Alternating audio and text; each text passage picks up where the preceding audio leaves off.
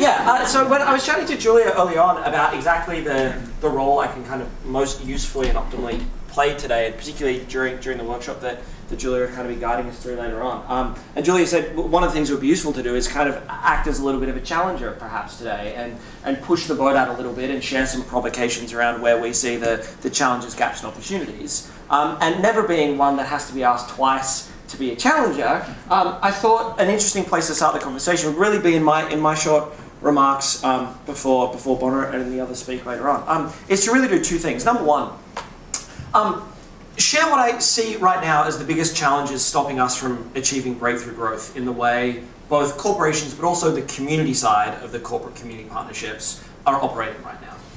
And then secondly, share the three things we've seen work most effectively in order to overcome those barriers. And for each one, share some examples and some stories. So just so you have some context on the perspective I bring to this, we kind of come more from the enterprise side of the corporate community partnerships land than the community side. Carrikins Group is a company I founded about 10 years ago with my business partner Pete Sheehan. It's like 120 or so staff these days. And the primary focus of our work is on the strategic alignment of community investment. So helping corporations and community organizations strategically align the work they do to create shared value. And we operate strongly in a shared value paradigm, albeit with some pretty strong opinions about the limitations of that particular paradigm, but nonetheless, that's where we operate. And we deliver programs in about 15 countries around the world. So based on that kind of sample space of where we work, I wanted to share my provocations. So I reckon there's three issues with the status quo right now in the way that we think about community investment. Number one, for all the talk of shared value, the overwhelming majority of money that's spent in the community is by no fair and objective definition strategic. Hundreds of millions of dollars, despite the language we've all learnt to speak, is just frittered away on partnerships that create little discernible value in the community and almost none for the organisation. I sat with the head of community investment for a massive multinational organisation based out of Perth. And the head of community was telling me how they have 157 partners and they invest over $150 million a year in the community. And I said, that must be a massive job. And she said, you're not hearing me. I'm part-time, I only work 2 days a week. It's no work, all I have to do is write them a check. And I was like, well, that's one good way to save time. But you're talking about like a massive global organization there spending, in this case, literally over $100 million a year in the community. And she can't get the board of the organization to take seriously the idea that there should be a coherent and cohesive strategy behind that. Now, very few of the organizations in the room would represent that. By virtue of you being in the room today, that's almost certainly not you. But it is, I think, endemic of the reason why this is a 60-person, not a 6,000-person conference. I came from a conference on supply chain optimization on Sunday of this week, and there were 1,000 people in the room. And until we get that level of traction, I think there's going to be this kind of gap, right? So I think that's the first issue with the status quo, that there's a gap between the way we talk about it and the way most organizations operationalize it. That's also a massive opportunity, right, to be the organization that overcome that. Secondly, I think there's still a gap between theory and practice at the moment. So for instance, the piece of research we did at the end of last year found that in senior leaders in organizations, more than 90% agree that measurability is really important when it comes to their community investments. Less than 30% of organizations choose their community investments based on whether or not the outcomes are measurable. So everyone says measurability is important, yet most people don't assess where they spend their money based on whether or not the outcomes are measurable. They spend it, but they make those choices based on a whole bunch of other things. So there's a gap between what we say is important versus the hierarchy of our decision making. And I think strategy is literally just a filter for decision making. And when we say better strategy, what we really mean is a better filter for decisions in where we choose to spend our money. And thirdly, I would suggest that the other problem we face is similar to where kind of on the enterprise side of things is we're in a similar spot to where IT was in the 80s and HR was in the 90s. Right, so by the end of the 80s, IT managers had become CIOs. By the end of the 1990s, HR managers had become executive directors of people and performance. But I think sustainability and community investment is still trying to make the leap from a function located somewhere either in group corporate affairs, people and performance and HR, or brand and comms, which is generally the three places, one of the three places where they're located, making the jump from there into, no, we're a senior strategic executive function that should be considered in exactly the same way as we consider information technology, go-to-market strategy, brand and narrative. That gap is still a hard one in many organizations to get over. Note, by the way, that banks have done a really, really good job of not being like that. And I think it's telling that both BNZ and Westpac are in the room today. And we also deliver most of ASB's in school education stuff in New Zealand, and they're very much going the same way as well. Financial services institutions do well. I know Fuji Xerox take this super seriously. I worked with Nick Anthony a lot when he was MD in Australia and went to Singapore with AB about some of this stuff. And so FXA, obviously, FXA in Australia, but Fuji Xerox as well. So I'm not saying it's universal, but I'm saying it's still a really dominant problem across the market. So enterprise side, the issue I think is how do we bridge this gap between theory and practice? And on the community side, this is a difficult message to sell sometimes, but I think part of the problem is that the overwhelming majority of community organizations are unbelievable at achieving their purpose, but are fundamentally not partnership ready, not strategic partnership ready. In Australia, there are 10 new not-for-profits founded every single day. There are 450,000 not-for-profits in Australia. I don't know what the numbers are like in New Zealand. The Australian charity, the AXA, the Australian charity, was meant to go some way to solving this. But it turns out that getting people to opt out of running their own not-for-profit when they're driven by purpose is super difficult to do. But nonetheless, if you're looking for, and for really good reasons, I don't say this as a criticism, I just say that if the direction corporations are going is we need agile, strategic, sophisticated partners from whom I don't want to procure a community service, from whom I want to be a partner, then they need to be partnership ready. And develop a capacity in the way they set up and run their organizations to be a lot more than just a conduit for funding and actually strategic partners for corporations looking to achieve strategic and aligned shared value. So I think there's challenges on both sides in making the leap to where we all want to be.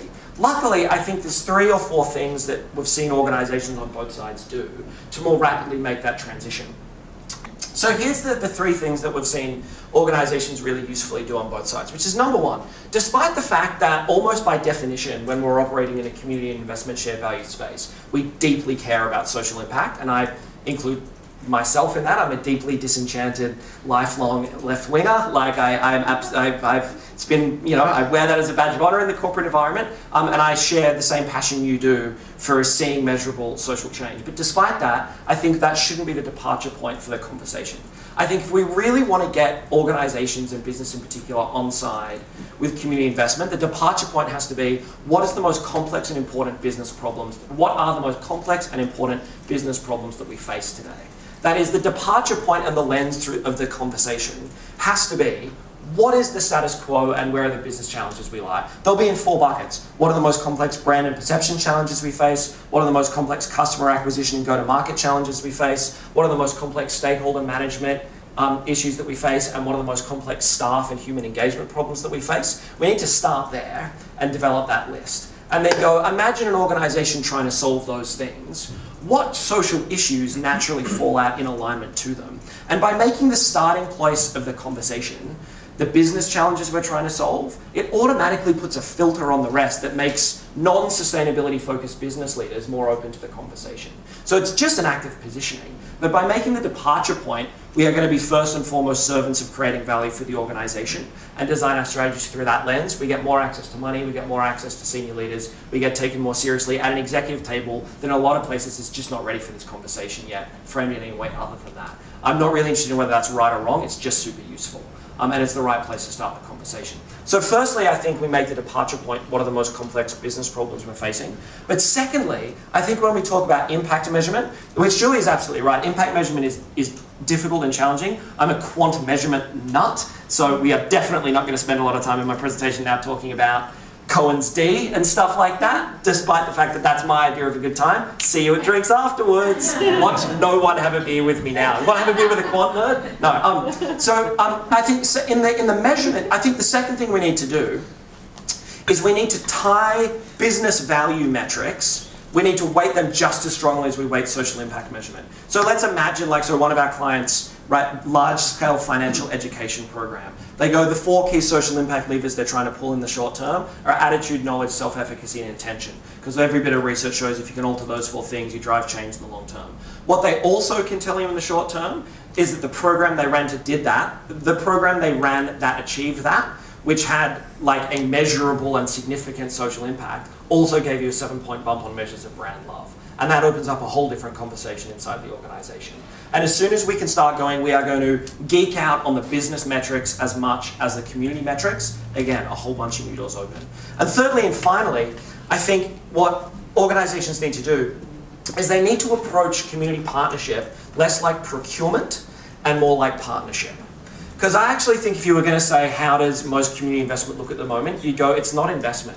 We do it the same way that we do IT management. We buy IT services off IT companies, we buy social impact off charities. And we need to get beyond that. Because until we can, we're not going to have genuine partnership-driven conversations about how what we can achieve together is the greatest sum of their parts. Also, it's way better business like that.